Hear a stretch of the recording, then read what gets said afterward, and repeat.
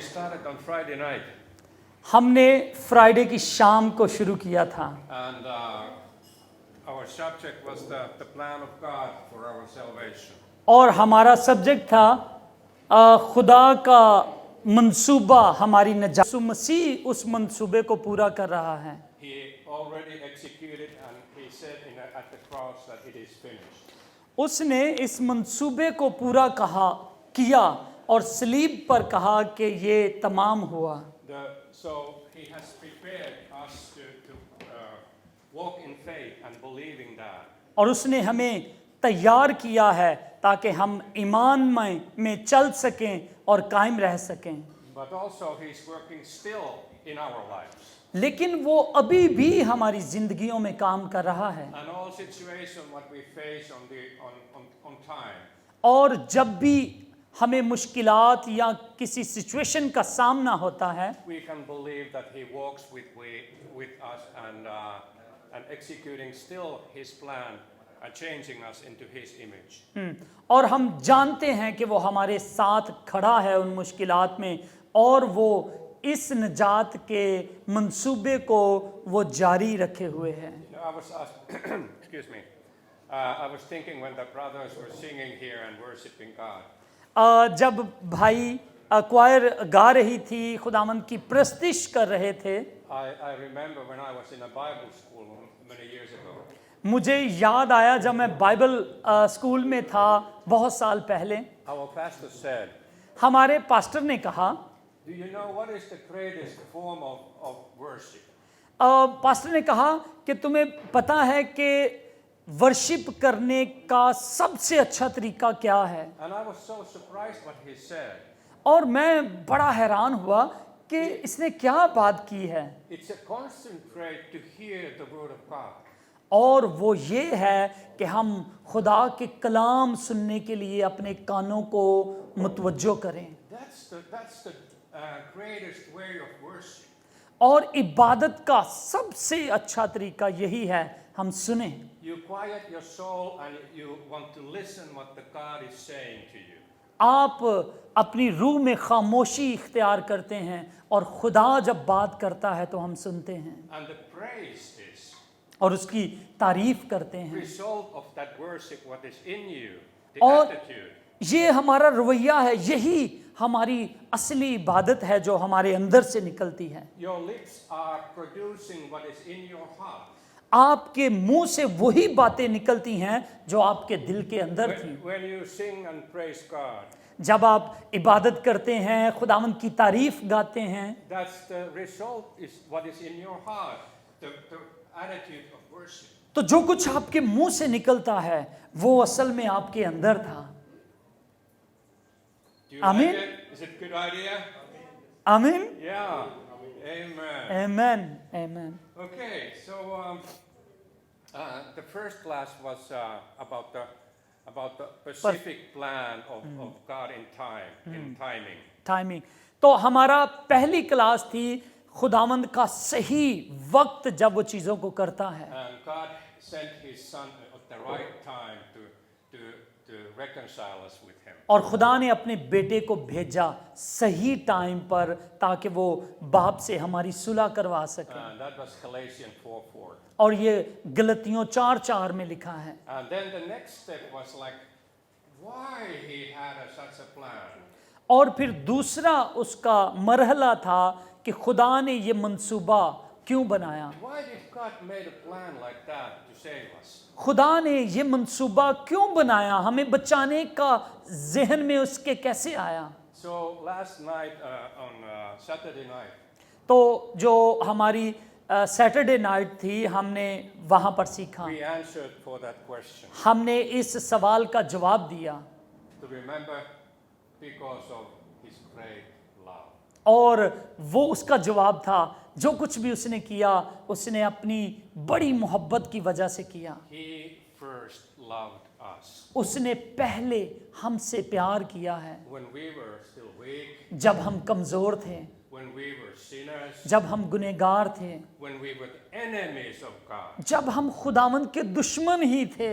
He loved us already. उसने उस वक्त हमसे प्यार किया And He had a specific plan for each one of us. और उसके पास हम हर एक के लिए मंसूबा है। And those were the Romans chapter 5, और ये हमने सीखा रोमियो चैप्टर 5 में, verse 6, उसकी 6ठी आयत में, 8, 8वीं में and 10. और 10वीं में। God had a plan, खुदा के पास मंसूबा है and He's still executing His और वो अभी भी उस मंसूबे को लेकर चल रहा है। changing us into His image. वो हमें अपनी सूरत पर बदल रहा है। Do you realize what kind of privilege we have? आप देख सकते हैं कि किस किस्म का एजाज हमें हासिल है। God Himself is working in us. खुदा अभी भी हमारे अंदर काम कर रहा है। So today we will speak about how we should understand and know this plan. और आज हम देखेंगे कि किस तरह से हम उस खुदा के मंसूबे को समझ सकते हैं। That's why we have a Bible. इसीलिए हमारे पास बाइबल मुकद्दस है। How many of you have Bible? आप में से कितने लोगों के पास बाइबल है? वो हाथ खड़ा करेंगे। Great. That's the best and most wonderful book in the world. और ये दुनिया की सबसे अमेजिंग और अच्छी किताब है, Because in that book God reveals Himself. क्योंकि इस किताब में खुदा अपने आप को जाहिर करता है। He reveals His plan, वो अपने मंसूबे को जाहिर करता है and He reveals what we will be. और वो जाहिर करता है कि हम आगे को क्या होंगे। There's no other book like that in the world. दुनिया में और कोई भी ऐसी किताब नहीं है। Bible is so unique book. Bible मुकद्दस एक मुनफरिद, एक अलग किताब है And you do well if you study it, read और- it and study it. और आप बहुत अच्छा करते हैं जब आप बाइबल को पढ़ते हैं। आप ऐसा करिए। So, shall we pray shortly before we go into the Bible? तो क्या हम दुआ करें जबकि हम बाइबल के अंदर जा रहे हैं? So, God, Lord, we are just praying खुदावंद बाप, हम दुआ करते हैं that you will speak to our hearts कि तू हमारे दिलों से बात कर and encourage us to continue in faith और हमारी हौसला अफजाई कर ताकि हम ईमान में बढ़ते जाएं। when we study your word जब हम तेरे कलाम को सीखते and हैं continue our lives. और हम अपनी जिंदगियों को जारी रखते हैं, Because you know us क्योंकि तू हमें जानता है and we want to know you. और हम आपको जानना चाहते हैं। Thank you, Lord, for revealing your plan, खुदावंद अपने राजों को हम पर खोलने के लिए हम शुक्र करते हैं। revealing yourself आपको आपने अपना आप हम पर जाहिर किया and revealing what we shall be. और आप जाहिर करेंगे कि हम आगे को क्या बनेंगे। So, Holy Spirit, please पाकरू हमारी मदद कीजिए, please help us to understand. आप हमारी मदद कीजिए कि हम समझ पाएं। In your Son's Jesus' name we pray. आपके बेटे यीशु मसीह के नाम में हम दुआ मांगते हैं। Amen. आमीन। Wow. वाह, I have been enjoying so much to be with you. मैं बहुत इंजॉय कर रहा हूँ आपके साथ आकर And I hope that our message has encouraged you. और मेरा ईमान है कि जो पैगाम मैंने दिया उससे आपको हिम्मत मिली है। Because that's why we get together, इसीलिए हम लोग यहाँ पर इकट्ठे भी हुए हैं to encourage each other. ताकि हम एक दूसरे की हौसला अफजाई कर सकें। So I would like to read to you from book of एक्लीसियास्टिस Ecclesiastes, हम वाज की किताब में से आपके लिए पढ़ेंगे, chapter 3. उसके 3 बाब में से। Ecclesiastes chapter 3, वाज और 1 and 2. उसकी 3 बाब पहली और दूसरी आयत। And let's a little bit study these words. तो चले हम इस कलाम को थोड़ा सा सीखते हैं। In Ecclesiastes chapter 3, verse 1. Was 3 बाब और उसकी पहली आयत हम देखेंगे And this relates for our first message. और ये हमारे पहले पैगाम के साथ इसका ताल्लुक है। To everything there is a season, a time for every purpose under heaven. हर चीज का एक मौका और हर काम का जो आसमान के नीचे होता है एक वक्त है। So, when we walk our lives, जब हम अपनी जिंदगियां गुजार रहे होते हैं and Jesus has promised that He walks with us और all of our lives. और यीशु ने वादा किया है कि यीशु हमारी जिंदगी में हमेशा हमारे साथ रहेगा। He promised for His disciples, उसने अपने शागिर्दों से ये वादा किया था, I will be with you until the end of the times with you. मैं दुनिया के आखिर तक तुम्हारे साथ रहूंगा, From the beginning until the end. शुरू से लेकर एंड तक तुम्हारे साथ रहूंगा। So everything has a season and a time for every purpose under heaven. तो हर चीज का एक मौका और हर काम का जो आसमान के नीचे है एक वक्त होता है। Under heaven is meaning जमीन के नीचे का मतलब है the time when we are walking on the earth. उस वक्त जब हम इस दुनिया में जी रहे होते हैं And we face all kinds of times. और हम हर तरह के का वक्त हमारी जिंदगियों में आता है। We face good times and difficult times. हमें अच्छा वक्त भी मिलता है और बुरा वक्त भी मिलता है। And some of you maybe are refugees here in Crete. कुछ लोग जो हैं वो यहाँ पर रेफ्यूजी होंगे इस ग्रीस के अंदर, And you know what I'm talking about. और आप जानते हैं मैं क्या कह रहा हूँ। Difficult times. वो मुश्किल वक्त होता है। So we agree this. तो हम इस बात पर एग्री करते हैं। We have different times, different kinds of times in our life. हमारी जिंदगी में मुख्तलिफ किस्म के वक्त आते हैं। So and there's a purpose of every time in our lives. और हमारी जिंदगी में जो भी जिंदगी के जिस हिस्से में भी हो कोई मकसद होता है खुदा। And in verse 2 he continues. और दूसरी आयत में वो कहता है A time to be born. पैदा होने का एक वक्त है। Yes, there was a time when I was born. और एक वक्त था जिस दिन मैं पैदा हुआ And God started to plan for my salvation. और खुदा ने मेरी मुक्ति के लिए एक मंसूबा बनाया। Or maybe I should say he started to execute his plan. तो उसने उस मंसूबे को पूरा करना शुरू कर दिया Because his plan was ready before the foundation of the world. क्योंकि उसका मंसूबा इस दुनिया के बनाए जाने से पहले उसके पास मौजूद था। In the book of Revelation, मुकाशफा यानी प्रकाश की पोथी में chapter 13 verse 8, उसके 13 बाब की 8वीं आयत में लिखा है, at the end of the verse it says आयत के आखिर में लिखा है that our names were written in the book of Lamb before the foundation of the world. लिखा है कि खुदा के किताब के अंदर, बर्रे की किताब के अंदर हमारे नाम लिखे हुए थे और ये दुनिया की पैदाइश से पहले का वक्त है And it's a book of Lamb. और ये बर्रे की किताब है। We are baptized by the Holy Spirit into the body of Christ. हम यीशु मसीह के बदन में हमें बपतिस्मा मिला हुआ है In that moment when we gave our life into his hands. उस वक़्त जब हमने अपनी जिंदगी उसके हाथों में दी। And there's no authority which can wipe our name out of the book. और कोई भी ऐसा इख्तियार दुनिया में मौजूद नहीं है जो हमारे नामों को किताबे हयात में से मिटा सके। So there was a time for born. इसलिए पैदा होने का एक वक्त है And there's a time to die. और मर जाने का भी एक वक्त है। So there's a time period between our birth and our death. तो हमारे मर जाने और हमारे पैदा होने और मर जाने के दरमियान में एक वक्त है। And God wants to, reveal Himself in this plan for us in this time period. और इस टाइम पीरियड के दरमियान में खुदा चाहता है कि हम खुदा के मंसूबे को समझ जाएं। And then it says that there's a time to plant. और फिर लिखा है कि लगाने का भी एक वक्त है। In 1 Corinthians chapter 3 verse 9, the end of the verse.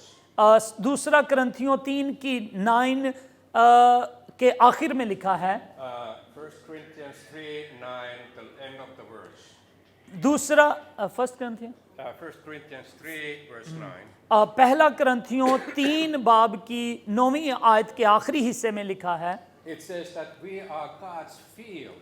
कि हम खुदा का खेत हैं। You know, our soul is like God's field. हमारी जो जान है वो खुदा का एक खेत है And God wants to plant His plants in our Soul. heart, our soul to that field. और खुदा हमारे दिल के अंदर, खुदा इस खेत के अंदर अपने कलाम का बीज बोना चाहता है। So there's a time when God wants to plant His special plants into our soul. और फिर एक वक्त है जहां पर खुदा हमारी जान के अंदर, हमारे अंदर अपने कलाम को बोना चाहता है। And those are the plants which are producing the fruit of the Spirit. और ये वो पौधे हैं जो रूह के फलों को हमारे अंदर पैदा करते हैं। And do you want to read what kind of fruit there is? और आप पढ़ना चाहते हैं कि हमारे दिल के अंदर से जो पौधा उगता है उस पर कौन कौन से फल लगते हैं? Do you want to hear? आप सुनना चाहते हैं? Yes, means like this. Yes, I आप want. सुनना चाहते हैं तो बोले हाँ। Yeah, of course. Let's read it. तो चले पढ़ते हैं। It's in a book of Galatians, इसको हम गलतियों के खत में पढ़ेंगे, chapter 5 उसके 5वें बाब में and verse 22. और उसकी 20वीं आयत में। The book of Galatians, गलतियों chapter 5 उसका 5वां बाब and verse 22. और उसकी 22वीं आयत। So now God has planted His plan to our soul. और खुदा ने हमारे अंदर एक सीड, एक बीज बोया है, एक पौधा लगाया है And by His Spirit, He's producing this fruit. और पाकरू के पवित्र आत्मा के द्वारा वो हमारे अंदर फलों को पैदा करता है। You know, when we came here and we see all the olive trees and Orange. trees and lemon trees and everything. और हमने यहाँ जब आए तो देखा बहुत सारे जैतून के पौधे हैं, बड़े ऑरेंज के पौधे हैं और लेमन ट्री भी हमें यहाँ पर नजर आए। It is so different in Finland at this time.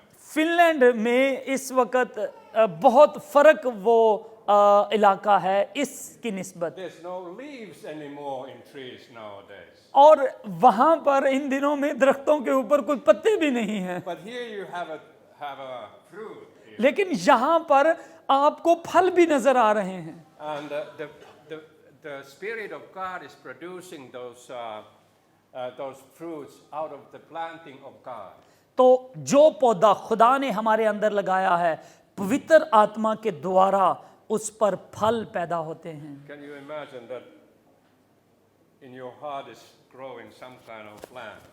क्या आप सोच सकते हैं कि आपके अंदर कोई फल पैदा हो रहे हैं What God has planted into your heart. जो खुदा ने हमारे दिल के अंदर पैदा किए And हैं? here we can read the fruit of the plant. और यहाँ पर हम पढ़ेंगे इन फलों के बारे में जो खुदा ने लगाए हैं। The first one is in chapter 5 verse 22. और पहला फल हमें गलतियों 5 की 22वीं आयत में मिलता है। It says the fruit of the Spirit is love. और यहाँ पर लिखा है रूह का फल That's प्रेम है, मोहब्बत है। because God has planted the plant in your heart. और ये वो पौधा था जो खुदा ने आपके अंदर लगाया है You start to love each other. और आप एक दूसरे से प्यार करना शुरू करते हैं। Do you remember from the Bible what was the only commandment what Jesus gave to us? आपको याद है यीशु मसीह ने कलाम मुकद्दस में हमें एक हुक्म दिया था, वो कौन सा है? Who remembers? किसको याद है? Yes. Love your neighbor as you do with yourself. Yeah, Bella said the same. बेला और भाई ने बिल्कुल सही जवाब दिया है। That was the commandment of the Lord.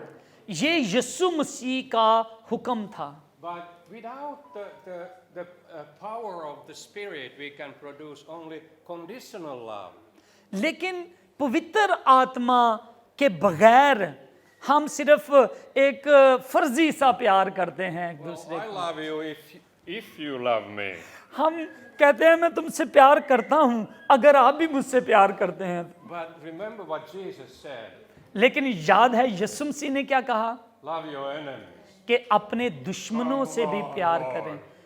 वाह खुदावंद क्या तू कह रहा है Love those people who hate me. कि मुझे उन लोगों से प्यार करना है जो मुझसे नफरत करते हैं। Yes, हाँ, not with your own power, आप अपनी ताकत से ऐसा नहीं कर सकते but because it's the fruit of the Holy Spirit. क्योंकि ये पवित्र आत्मा का फल है जो आपके अंदर है।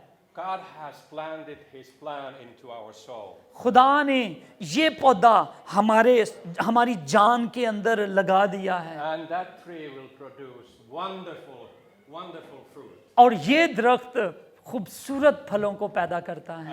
And there's a 9 fruit listed here. और यहाँ पर 9 फलों का जिक्र किया गया है। But actually I believe that there's only 1 fruit and 8 different reflection of that 1 fruit. और मैं सोचता हूँ कि फल एक ही है लेकिन उसकी मुख्तलिफ शक्लें हमारे सामने आ जाती हैं। And when we are reading them, we realize that many of these other fruits are because we have the love. और हम देखते हैं कि दूसरे फल जो हैं वो इसलिए पैदा होते हैं कि हमारे अंदर मोहब्बत है। हमें पीछे से आवाज़ें आ रही हैं। Please keep quiet, it's disturbing. And the next fruit is joy. और फिर दूसरा फल खुशी है। Joy. खुशी। First we love, पहला मोहब्बत है and then the love produces joy. और फिर मोहब्बत से खुशी पैदा होती है। It's amazing how when we love with the God's love each other, जब हम खुदा की मोहब्बत में एक दूसरे को प्यार करते हैं बेटा disturbance. so when we love each other with the God's love, जब हम खुदा की मोहब्बत में एक दूसरे को प्यार करते हैं it starts to produce joy. और इससे हमारे अंदर खुशी पैदा होती है। It's not anymore conditional, और ये अब फर्जी प्यार नहीं है but it's unconditional. और ये ऐसा प्यार है जो जिसमें कोई शर्त नहीं है। I love you because God first loved me. मैं आपसे प्यार करता हूं क्योंकि खुदा ने पहले मुझसे प्यार किया And है now He's producing the fruit in me, और अब वो इन फलों को मेरे अंदर पैदा कर and रहा I है can love you. और मैं इसलिए आपसे प्यार कर सकता And हूं। I just go through this, but you understand what I'm saying. और आप समझ रहे होंगे मैं आपको क्या कहना चाहता हूं। So there's a peace, long-suffering, kindness, goodness, faithfulness, gentleness, self-control. और यहाँ पर हैं खुशी, इत्मीनान, तहम्मुल, मेहरबानी, नेकी, ईमानदारी, helium, परहेजगारी। And now if we go back to the book of Ecclesiastes, और अगर हम वापस वाज की किताब में वाज को क्या कहते हैं chapter 3, अगर हम कहावतों के बाद कौन सी क्लास है उपदेशक की किताब में उसके 3 बाब में वापस जाएं। Ecclesiastes chapter 3. वाज 3 बाब। So God says that there's a time to plant, और यहाँ पर लिखा है कि दरख्त लगाने का एक वक्त है and then He says, and a time to pluck what is planted. और फिर लिखा है कि जो कुछ प्लांट जो लगाया गया है उसको उखाड़ने का भी एक वक्त है। How many of you have been doing gardening work? कितने लोग खेतों में काम करते हैं आप में से? What do you do when you deal with the soil? आप जब वो मिट्टी को खोदते हैं तो क्या करते हैं? You prepare the soil for the good plant. आप पौधा लगाने से पहले उसकी मिट्टी को तैयार करते हैं And पहले। that's you need to pluck some weeds out.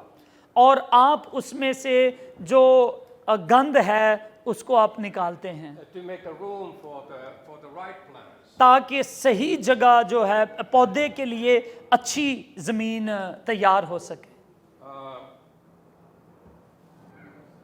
In Matthew chapter 15, मत्ती की अंजील और उसके 15वें बाब में, book of Matthew chapter 15, मत्ती 15वां बाब verse 13 says, 13वीं आयत में लिखा है,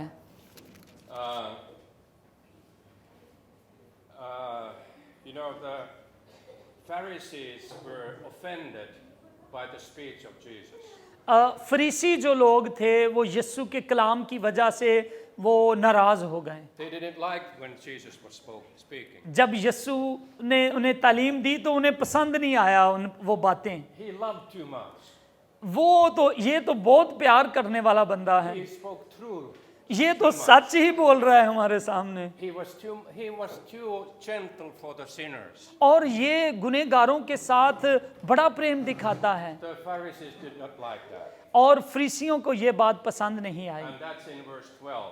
और ये 12वीं आयत में है। But then in verse 13, Matthew 15:13, और फिर मत्ती 15 की 13 आयत में लिखा है, Jesus answered and said, यीशु ने उन्हें जवाब दिया और कहा, every plant which my heavenly Father has not planted will be uprooted.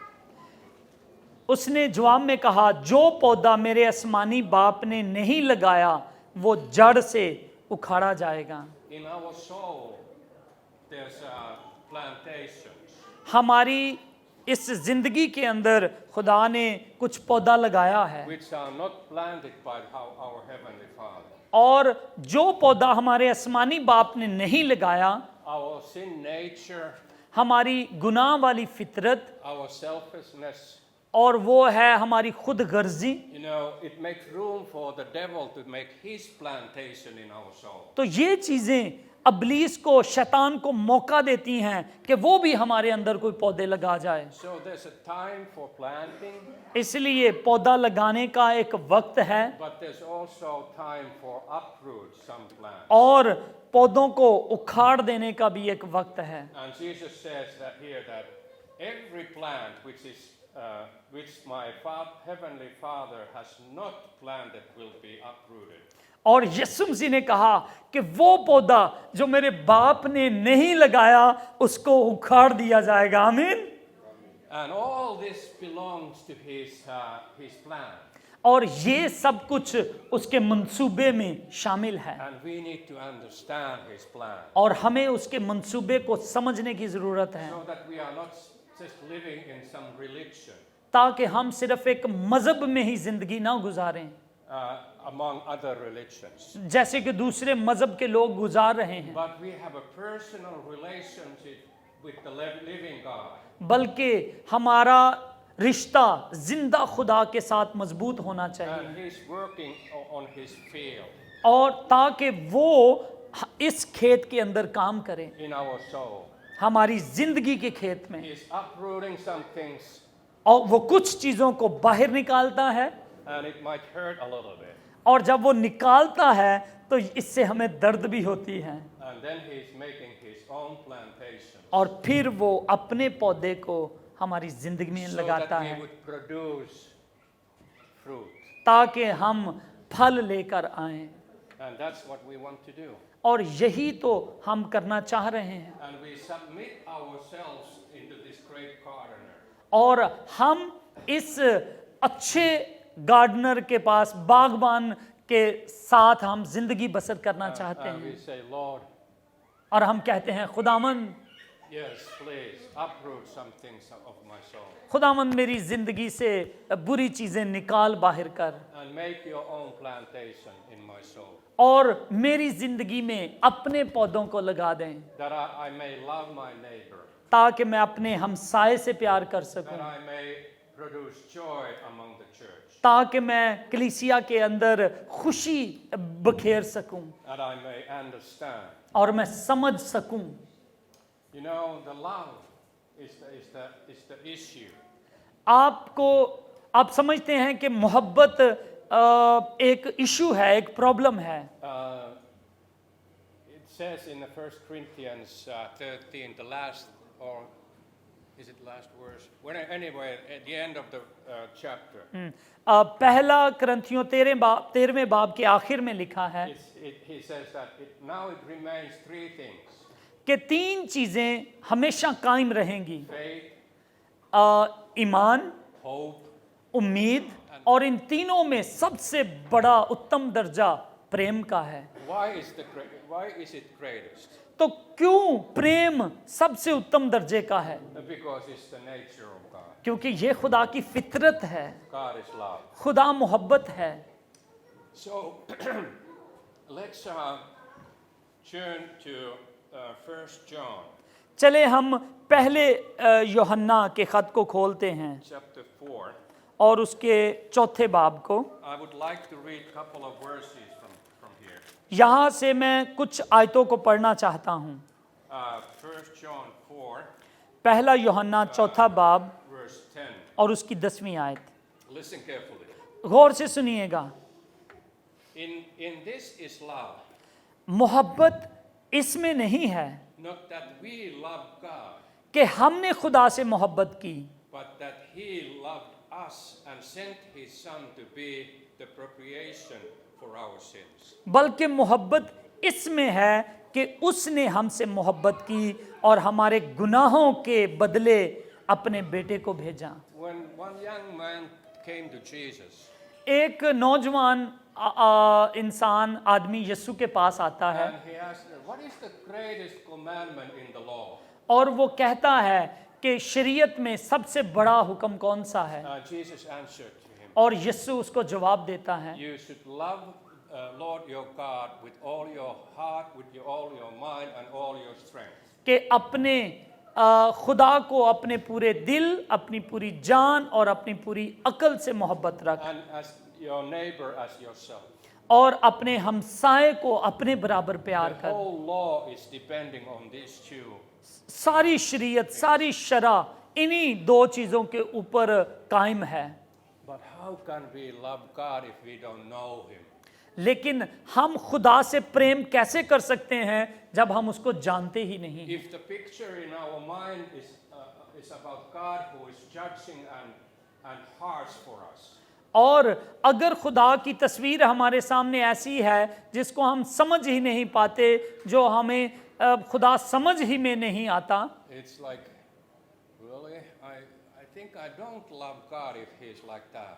और फिर हम कहेंगे हाँ, अगर इस तरह से है तो फिर मैं खुदा से प्यार नहीं कर सकता। But we learn to know Him more and more. लेकिन हम उसे ज़्यादा से ज़्यादा जानना चाहते हैं, His unconditional love. उसकी बेशर्तिया मोहब्बत को जानना His चाहते हैं, unending grace. उसके ना ख़त्म होने वाले फजल को जानना चाहते His हैं, mercy and goodness. उसके रहम को और उसकी भलाई को जानना चाहते हैं। Okay, God, you first loved us. खुदा आपने हमसे पहले प्रेम किया And है, now, और अब because I get to know Him, मैं आपको जान गया हूँ, I learn to love Him. अब मैं आपसे मोहब्बत करना सीख गया हूँ। Now my prayer is not like fearful prayers. अब मेरी दुआ जो है वो डर और खौफ के साथ नहीं है, I need to pray because God will punish me if I don't. और मुझे अब ये नहीं डर लगता कि अगर खुदा मैं दुआ नहीं करूँगा तो वो मुझे सज़ा देगा, No, because He first loved us. क्योंकि उसने हमसे पहले प्रेम किया है। You know, then the love draws me near to Him. और मोहब्बत मुझे खुदा के करीब ले आई है। I want to love Him who first loved me. मैं उससे प्रेम करूँगा जिसने मुझसे पहले प्रेम किया। In same chapter in verse 19. और Same chapter verse 19. और इसी बाब की 19वीं आयत में लिखा है, 1 John 4:19. पहला यूहन्ना 4 और उसकी 19 में, It says that we love हम इसलिए मोहब्बत रखते हैं, Him because He first loved us. हम इसलिए मोहब्बत रखते हैं कि उसने पहले हमसे मोहब्बत की। Why we love God? हम खुदा से क्यों मोहब्बत करते हैं? Because we know that He first loved us. क्योंकि हम जानते हैं कि उसने हमसे पहले प्रेम किया था। And we need to know this. और हमें इस बात को जानने की We ज़रूरत है, need to know his character. हमें उसके किरदार को समझने की ज़रूरत Because है। that is giving such a satisfaction for us. है। But sometimes we experience disappointments in our lives. लेकिन कभी कभी हमारी जिंदगियों में मायूसी नजर आना शुरू होती And in the book of Revelation, in chapters 2 and 3, है। मुकाशफा 2 बाब उसकी दूसरी और तीसरी आयत में लिखा है, there's a list, it's seven churches. वहां पर 7 चर्चों का जिक्र किया गया है। And in Revelation chapter 2, और मुकाशफा उसका 2 बाब, प्रकाश दी पोथी 2 बाब,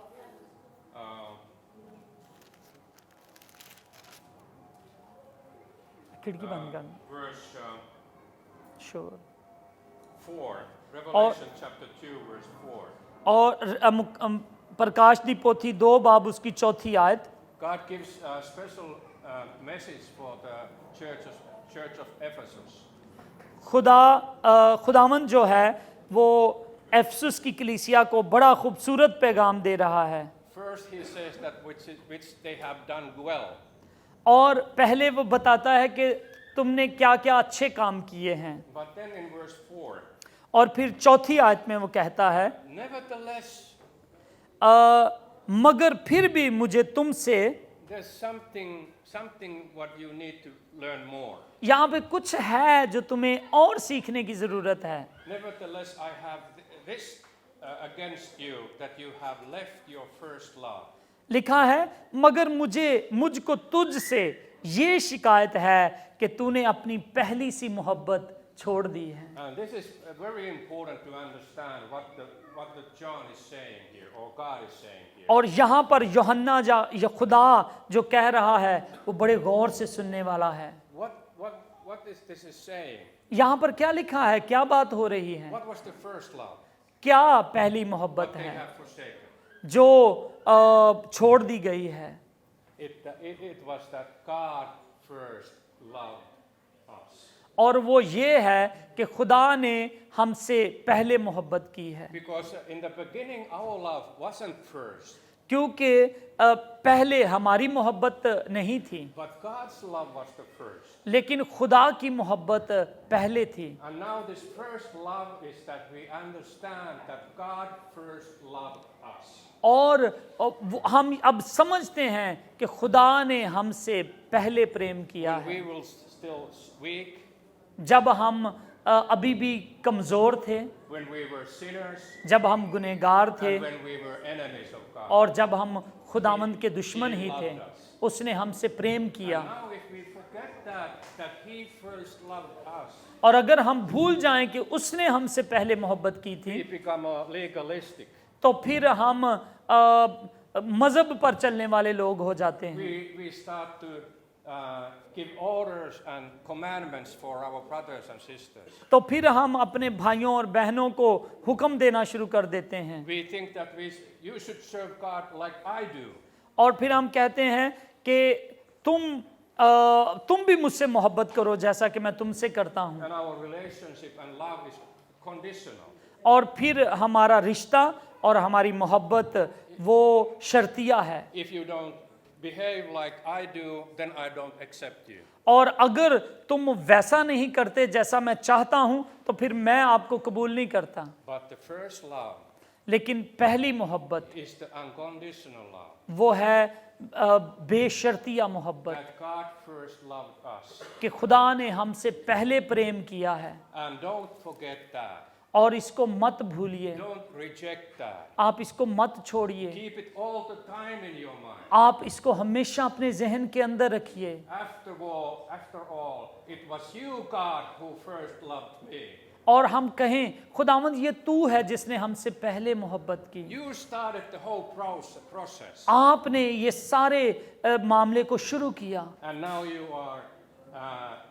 you are saying that don't forget this first love. और अब आप कह रहे हैं कि इस पहली जैसी मोहब्बत को मत भूलो। I don't want to be a religious person. मैं मजहबी इंसान नहीं बनना चाहता, I want to be a person who knows my Savior. मैं अपना ऐसा इंसान बनना चाहता हूं जो अपने बचाने वाले को जानता है And reflects His nature out of my life. और मैं अब उसकी फितरत को अपने अंदर से लोगों को दिखाऊंगा। वाह, Wow. Amen. आमीन। Wonderful. Okay. ठीक है, One more verse. एक और आयत, Romans chapter 5, रोमियो 5 बाब verse 5. और उसकी 5वीं आयत, Romans 5, रोमियो 5 verse 5. उसकी 5वीं आयत।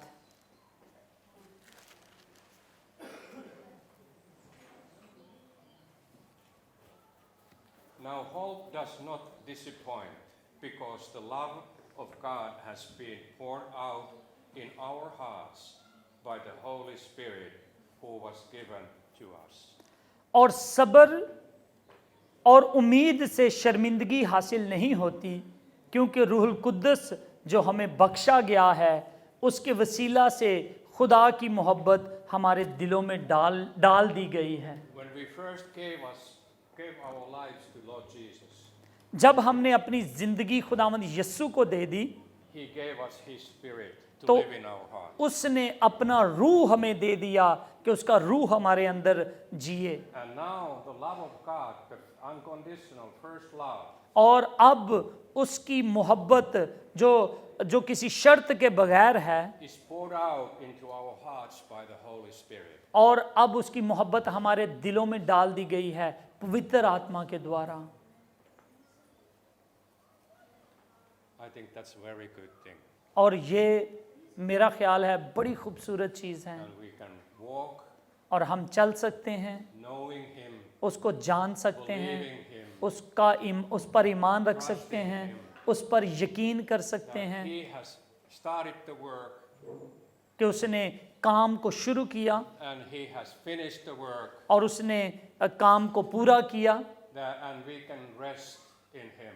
और अब हम उसमें आराम कर सकते हैं। So, like Philippians 3:12 says, फिलिपियों 3:12 में लिखा He है, who has started His work जिसने ये काम शुरू किया है shall be finish His work in our hearts. वो हमारे दिलों में इस काम को तमाम भी करेगा, पूरा भी करेगा। Who started the work? किसने काम को शुरू किया? God did. खुदा ने किया And He will finish His work और वही इस काम को पूरा भी करेगा in us. हमारे अंदर। Let's just have a humility in our hearts. तो Meekness. आए हमारे अपने अंदर हम्बल बन जाएं, हम नम्र हो जाएं And receive this truth from the Bible. और हम कलाम में मुकद्दस की सच्चाई को कबूल करें। Lord, we just thank you that you have given us your Bible, खुदावंद हम तेरा शुक्र करते हैं कि आपने हमें कलाम दिया है that we can read it ताकि हम इसको पढ़ सकें and getting know you और आपको जान सकें, and understand the unconditional love that you have. आपको समझ सकें, आपकी उस बेशर्तिया मोहब्बत को समझ सकें। Lord, we pray for each one who is here, खुदावंद यहाँ पर जितने लोग भी हैं मैं उन सब के लिए दुआ करता हूँ that you will reveal yourself, कि आप इन पर अपना आप जाहिर कर दीजिए, uprooting आप उखाड़ डालिए and planting your plants in our hearts. और आप अपना पौधा हमारे अंदर लगाइए। Thank you, Lord, for you have started the work और खुदावंद हम तेरा शुक्र करते हैं कि आपने काम को शुरू किया and you will finish it. और आप उसको फिनिश करेंगे। In Jesus' name, God the Father, we thank you. हम यीशु मसीह के नाम में आसमानी बाप का शुक्र अदा करते हैं। Amen. आमीन।